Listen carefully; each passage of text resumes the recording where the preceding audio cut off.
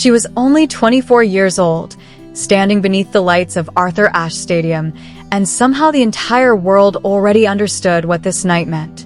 Not because the scoreboard told them, not because of the tears, and not because she had lost. She was saying goodbye because her body had quietly made the decision for her long before her heart was ready to accept it. For months, the pain had lived in silence, hidden beneath compression sleeves, carefully managed smiles, and post-match interviews where she insisted everything was fine. But inside hotel rooms, training facilities, and recovery sessions that stretched long past midnight, Coco Gauff already knew the truth. Something was ending. And what happened over the next 48 hours would become one of the most emotional moments modern tennis had ever witnessed. Not just for tennis fans. For everyone.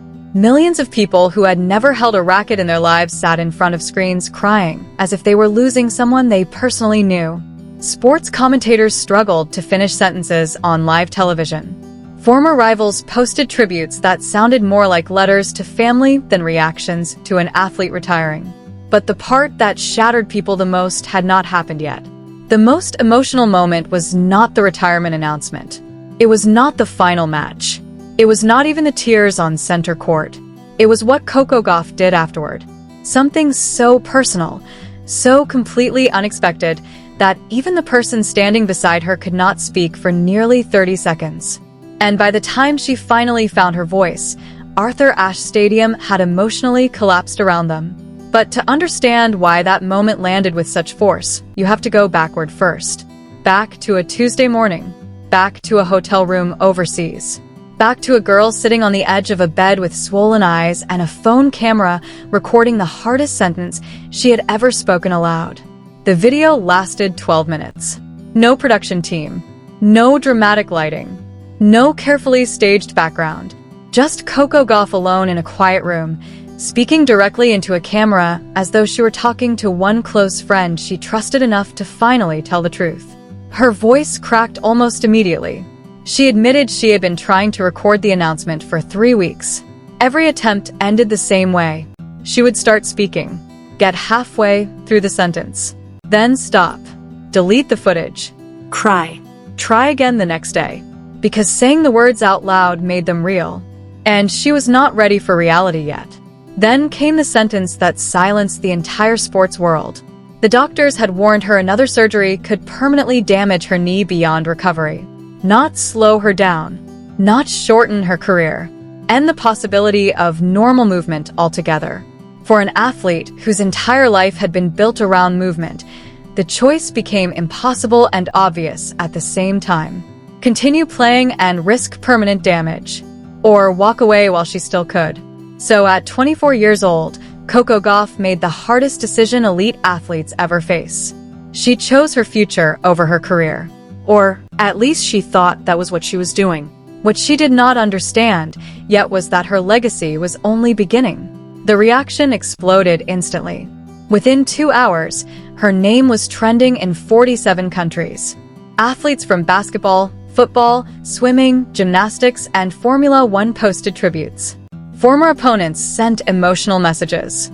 Coaches who had once spent years studying how to defeat her suddenly spoke about her with deep admiration and sadness.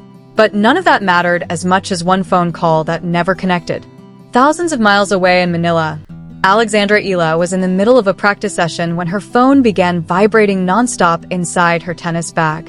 At first she ignored it, then it kept going. Again, again, again. Finally, she stepped away from the court and walked into a narrow hallway near the locker rooms. She opened the video, watched it once, then again, then a third time. By the third viewing, she was no longer really watching. She was holding the phone against her chest and trying to breathe through the pressure building behind her eyes. She called Coco immediately. No answer. She called again. Still nothing. A third time. A fourth. Nothing. Eventually, she recorded a voicemail. Halfway through speaking, she started crying and stopped. Deleted it. Recorded another one. That version she finally sent. Nobody except Coco ever heard what Alexandra said in that message. But years later, Coco would admit it changed everything. Because until that moment she had been drowning in grief over what she was losing. The voicemail reminded her what remained. Friendship. Love. Presence. Someone willing to show up even when there was nothing left to win. And that would matter more than either of them realized when the story reached New York weeks later. The WTA announcement arrived almost perfectly like a movie script. Coco Gauff's farewell tournament would be the US Open. Arthur Ashe Stadium. New York City. The same court where she had won her first Grand Slam title as a teenager. The same stadium where the world first realized this young girl from Atlanta carried something extraordinary inside her. Now it would become the place where she said goodbye. The reaction bordered on hysteria. Ticket sales crashed the tournament website within minutes. Flights into New York surged. Fans who had never attended a tennis match booked trips from London, Sao Paulo, Tokyo, Toronto, Manila, and Dubai because instinctively they understood something rare was about to happen. Not just a retirement, a cultural moment, the kind people tell stories about for decades afterward. But what made everything even more emotionally complicated was this. Coco Gauff was not entering the US Open to lose gracefully. She was entering to win. Her coach confirmed it. Her team confirmed it. This was not going to be a ceremonial farewell tour built around applause and nostalgia. She intended to compete until the very last point, because that was who she was. She had never once stepped onto a tennis court planning to lose. And she was not about to start now. As the tournament unfolded, Arthur Ashe Stadium transformed into something almost spiritual. Fans arrived hours early. People cried during warm-ups. Standing ovations erupted before matches even began. Every round Coco survived made the atmosphere heavier. More emotional. More impossible. She fought through brutal three-set matches while clearly managing pain between points. Trainers worked constantly on the knee during changeovers. Cameras repeatedly caught her wincing after long rallies. But she kept winning. Not elegantly. Not comfortably. Fiercely. Like someone trying to squeeze every final drop out of the life she loved before it disappeared forever. By the time she reached the final, the entire tournament had stopped feeling like a sporting event. It felt like collective witnessing. Her opponent was a 19-year-old Spaniard most casual fans barely recognized. Technically brilliant. Fearless. One of Europe's brightest rising stars. Under ordinary circumstances, the matchup itself would have dominated headlines. Instead, every eye inside the stadium remained fixed on Coco. On the blue dress, the braided hair, the careful movement toward the baseline. And then came the moment people would replay forever. Right before the opening warm-up, Coco stopped. Completely stopped. She stood near the baseline and looked slowly around Arthur Ashe Stadium while 23,000 people rose to their feet simultaneously. The sound felt physical.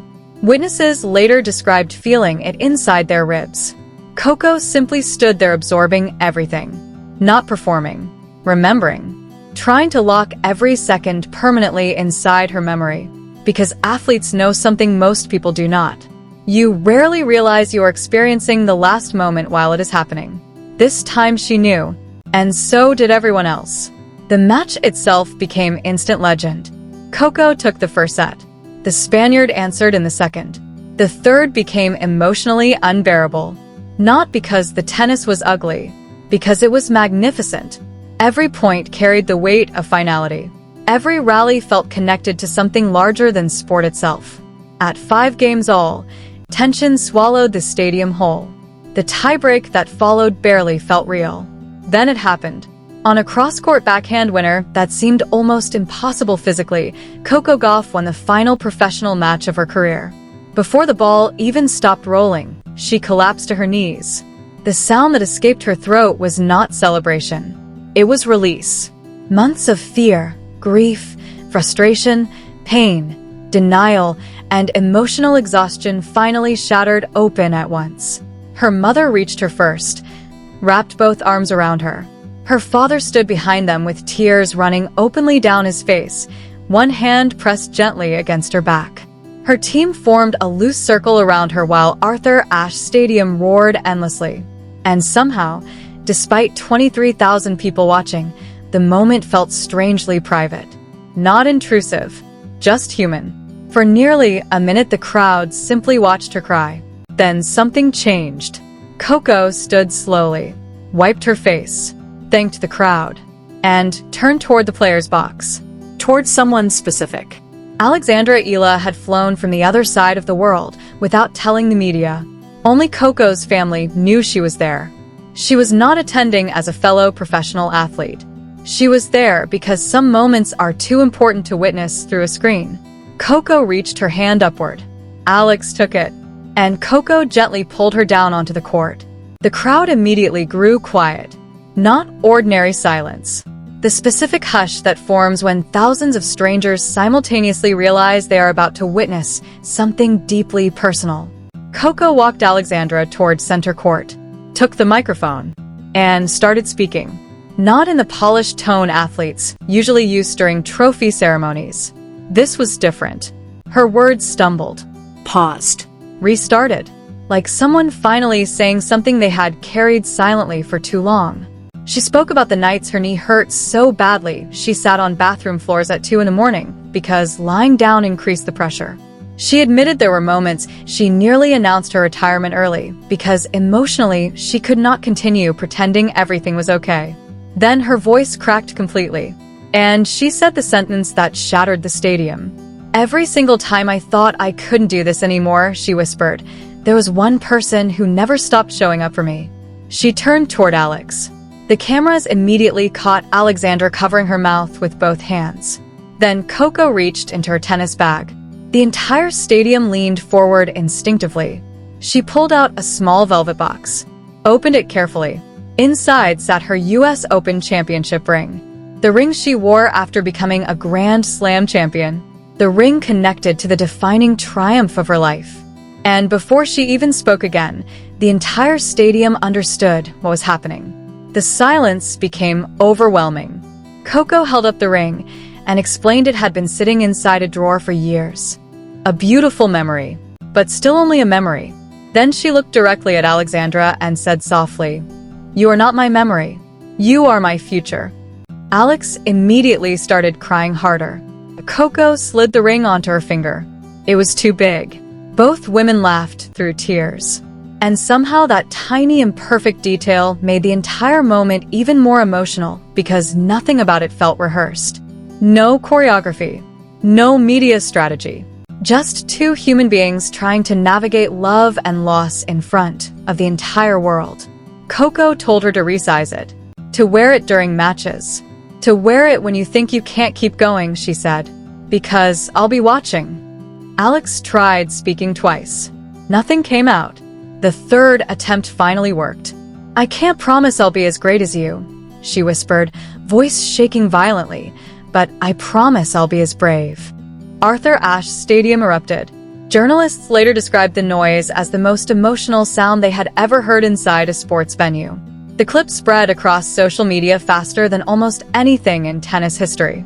Not because it was controversial, not because it was shocking, because people recognized authenticity instantly. In a world full of curated emotions and manufactured moments, this felt painfully real. Sports Illustrated placed the image on its cover 2 weeks later under the headline, "Sisters of the Court." The issue sold out within 48 hours. But what happened next became even more remarkable. Alexandra Eala resized the ring. And then she never stopped wearing it. Every match, every tournament, every press conference, every major moment. Before important serves, cameras caught her touching it lightly with her thumb. After victories, she kissed it. During rain delays, she often held it quietly while staring across empty courts. Fans became obsessed with watching for the ritual. Commentators mentioned it constantly. The ring slowly transformed into something larger than jewelry. It became symbolic, not merely of Coco's championship, but of continuity, of trust, of one player carrying another player's legacy forward instead of allowing it to disappear. And Alexandra started winning, relentlessly. Her rise accelerated with astonishing speed. First came Australia, then Wimbledon, then the ranking climb. By 25 years old, Alexandra Eala became world #1. And after every major victory, she ended interviews exactly the same way. 2 words. For Coco. Never longer. Never different. The tennis world gradually realized something extraordinary had happened. Coco Gauff's retirement had not ended her influence on the sport. In many ways, it expanded it. Her legacy now lived visibly inside another player's journey. Years later came the full-circle moment nobody could have scripted better. Arthur Ashe Stadium again. US Open again. Alexandra Eala entered the final chasing her 6th Grand Slam title. Midway through the deciding set, television cameras found Coco Gauff sitting anonymously among ordinary spectators wearing sunglasses and a baseball cap. The crowd recognized her instantly. A standing ovation exploded during a tiebreak, something almost unheard of because tennis crowds rarely interrupt live points for anything. But this moment stopped everything. For 30 full seconds, Arthur Ashe Stadium celebrated a retired 29-year-old woman who had once stood on that same court saying goodbye. Alex looked into the crowd, found Coco, touched the ring, then calmly walked back to the baseline. 3 ball bounces. 1 deep breath. Ace down the center line on championship point. When Alexandra collapsed to her knees afterward, the image felt hauntingly familiar. History echoing itself. She kissed the ring immediately, then pointed directly toward Coco in the stands. Coco covered her mouth with both hands and cried openly. Later that night, after the stadium emptied completely, the 2 women sat together beneath dim maintenance lights at center court. No cameras, no interviews, just silence, memory, friendship. Coco admitted she never imagined the ring would become what it had. Alex smiled softly and answered that the ring never truly felt like hers. "It always felt like I was carrying it for both of us," she said. That sentence captured the entire story. Because ultimately, this was never really about tennis. It was about what happens when someone you love starts falling apart and you decide to stay beside them anyway. It was about presence, about loyalty, about refusing to let another person disappear quietly into grief. Sports history remembers champions constantly. Statistics preserve winners forever. But emotional legacy works differently. It survives through moments people carry inside themselves.